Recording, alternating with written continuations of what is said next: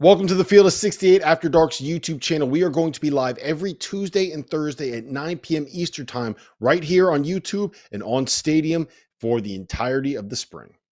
Coleman Hawkins, it gets out that he is going to enter the transfer portal before the May 1st deadline, which is tomorrow. Hawkins, after 4 seasons, averaged 12, 6, and 3 assists per game, has been one of college basketball's more veteran, better presences when it comes to front court players. Now, he had posted a week ago to social media, guys, that he was 100% set on the 2024 NBA draft.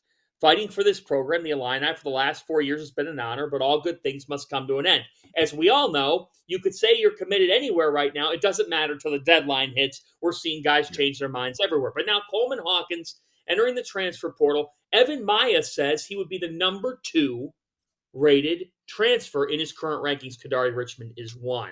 So, Jeff, we'll start with you here. What's your thought process with Coleman? You've had dialogue with Mr. Hawkins as well throughout his career. What are we thinking here? Yeah, and I talked to him today a little bit here. And, the thing with Coleman Hawkins is, and some of these kids, it's smart for them. If they're going through the draft process now, even though Coleman Hawkins is 100% in, throw your name in the portal.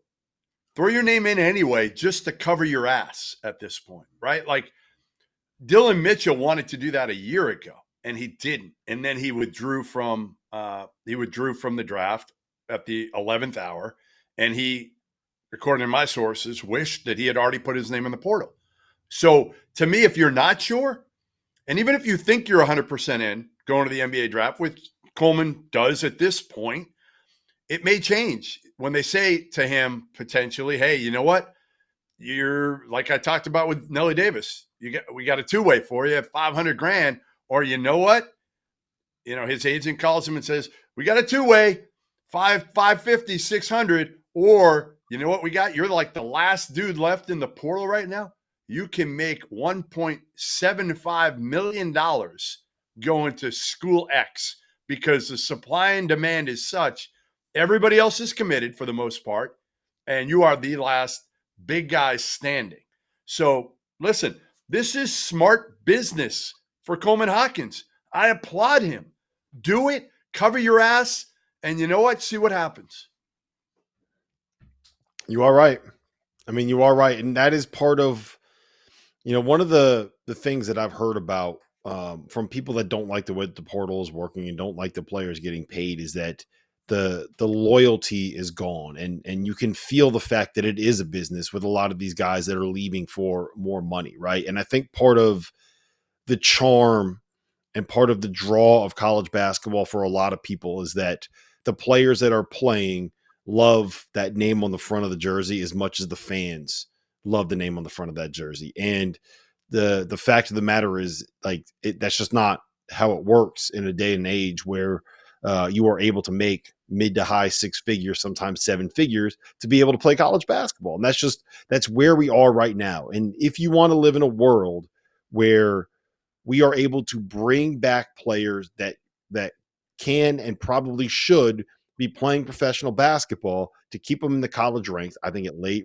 raises the level of the game. It raises the intrigue when you have guys like Hunter Dickinson coming back and Janelle Davis coming back and a Coleman Hawkins coming back, and these characters that people have gotten to know and love and hate at the college ranks. I think it's better for the sport overall. Now, it would be ideal if there was some way that incentivized Coleman Hawkins to come back to school and instead of going somewhere else, getting that bag and staying at Illinois because Illinois fans feel a certain kind of way about him. But being able to keep these guys in and around the game, I think is good for the sport. It keeps people paying attention. And frankly, as somebody in the content business, it's good for content as well. And it kind of keeps people talking about college basketball right now, well into April and into May, when that used to not. So I get the criticisms, I get the benefits. It kind of is what it is. But if you have anybody else on the planet, right? Like, just, it doesn't matter who you are. Anybody else on the planet, if you had a chance to be able to say, if you do this one thing, you're going to be able to make $1 million more potentially than you would if you didn't do this one thing. Like, every single person on the planet would do that in a heartbeat. What are we even talking Yeah. about here, man? It's a financial decision that has 2 commas involved. 2 commas. Do you know what I would do for $1 million? There's a lot of things that I would do for $1 million. A lot of things. A lot of things, Jeff. Just to keep And that in mind. we're not gonna run down the list of things you've done for $0. So thanks for watching the Field of 68 After Dark. Make sure to hit that like button.